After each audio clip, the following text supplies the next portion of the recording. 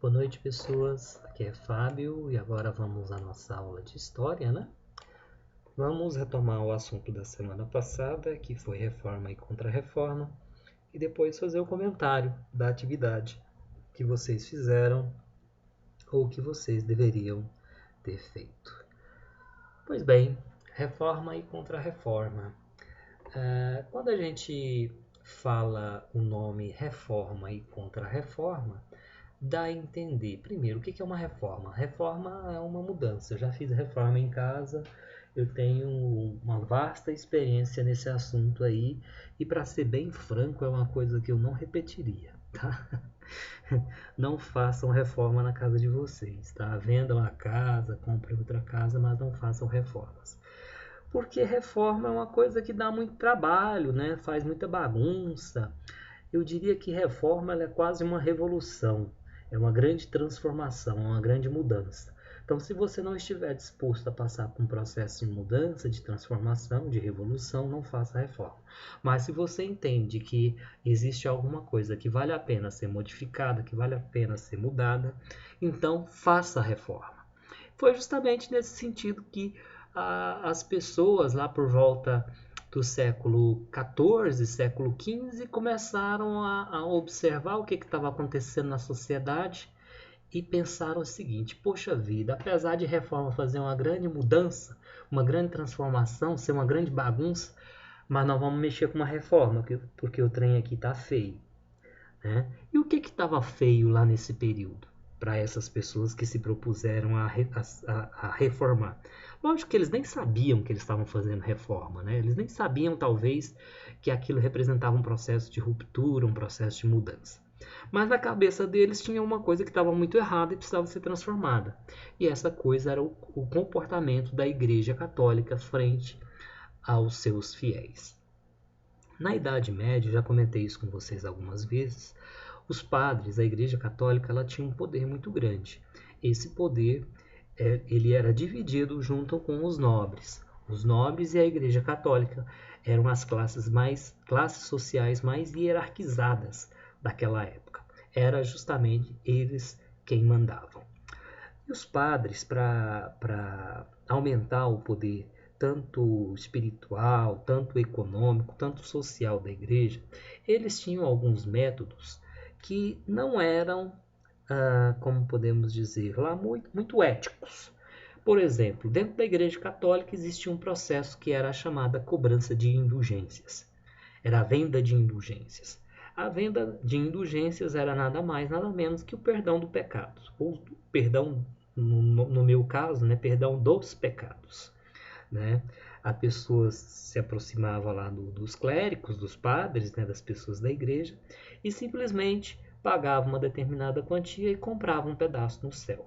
Do ponto de vista ético, é lógico que isso não está correto. Ninguém tem, no meu entendimento, direito de vender alguma coisa lá no céu, lá um posto, um paraíso. Mas, dentro daquela sociedade, era uma prática comum. Isso contrariava, né, muitas pessoas que começaram a falar: nossa, mas será que isso é certo? Começaram a questionar essas atitudes da igreja. Mas isso não era tudo, né? Não era só essa atividade de venda de indulgências que era questionada. Na Idade Moderna, que é o período que a gente está estudando, a classe social que tinha emergido, que tinha se desenvolvido, eram os burgueses. Tá? Então, os burgueses eles não viam como se aliar à Igreja Católica. Porque, apesar da Igreja Católica ser a maior proprietária de terras daquela época, e apesar dela vender indulgência e conseguir um bocado de dinheiro, um bocado de riqueza com essa tal de venda de indulgência, a igreja, no discurso dela, dizia que a riqueza ela deveria ser combatida, porque a usura, por exemplo, o dinheiro em excesso, era pecaminoso, pelo menos no discurso dos padres. Né? Eles falavam uma coisa, eles pregavam uma coisa e faziam outra completamente diferente. E aí os burgueses, que eram aqueles comerciantes que tinham se enriquecido, eles não viam muito jeito, muito lado de se aproximar da Igreja Católica. Falavam, mas como é que eu vou me aproximar desses padres?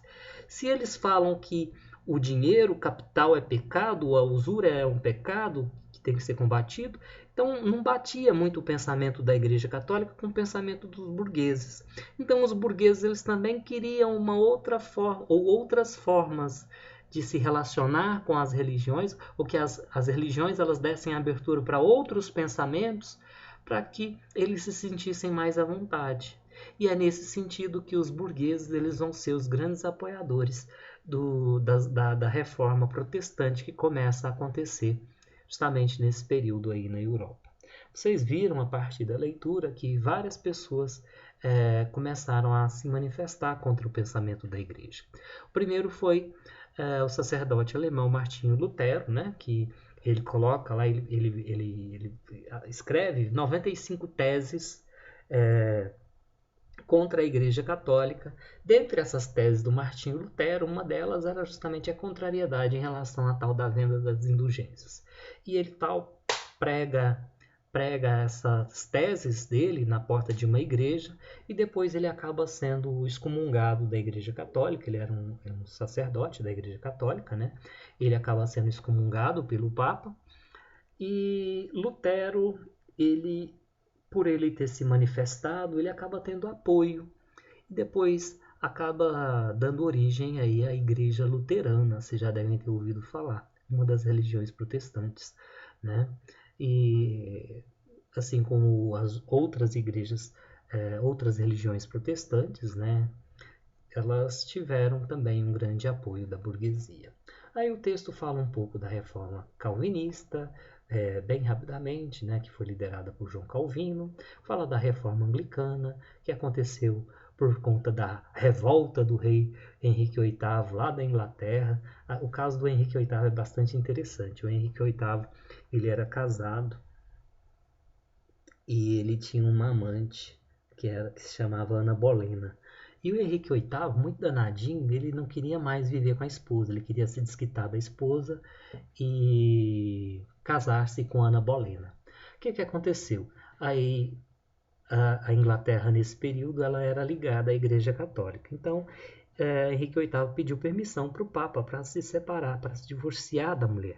Só que o Papa ele negou, dizendo que aquilo era um pecado, enfim, que não existia, e até hoje não existe divórcio na Igreja Católica, né?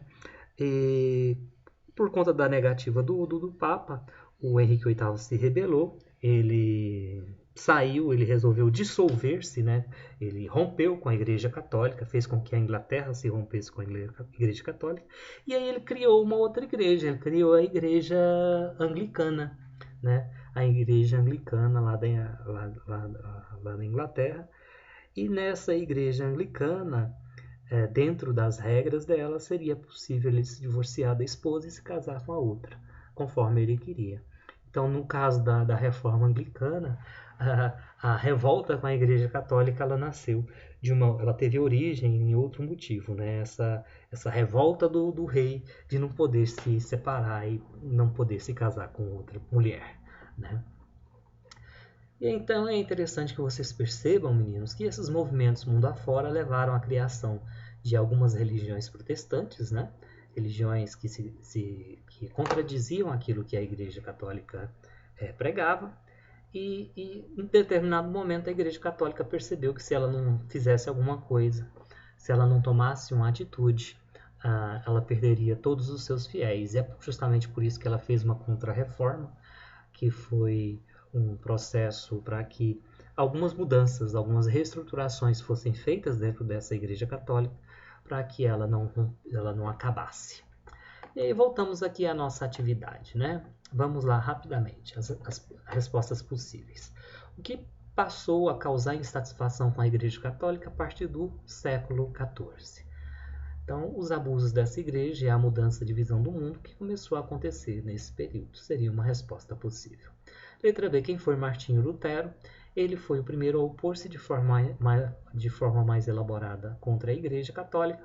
Ele fixou 95 teses na porta da Igreja de Wittenberg, questionando as posturas tomadas pela Igreja. Nessas teses, Lutero condenava principalmente a venda de indulgências e o culto às imagens. Devido a essas teses, Lutero foi excomungado pelo Papa. Letra C. O que João Calvino defendia? Que a salvação vinha pelo trabalho justo e honesto e que o enriquecimento era apenas uma graça divina, não podendo ser condenado, mas sim que era uma predestinação divina e que nada podia ser feito para mudar isso. É uma das respostas possíveis também. É por isso que João Calvino teve um apoio muito grande da burguesia, né? Ele defendia a questão do lucro, né? Que era importante nesse processo para os burgueses. Porque o rei Henrique VIII da Inglaterra rompeu com a Igreja Católica, devido à negação do Papa a seu pedido de divórcio.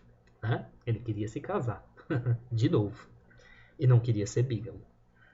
Letra E, o que foi a Contra-Reforma? A Contra-Reforma foi um movimento organizado pela Igreja Católica para se opor às reformas protestantes e evitar a perda de um número maior de fiéis.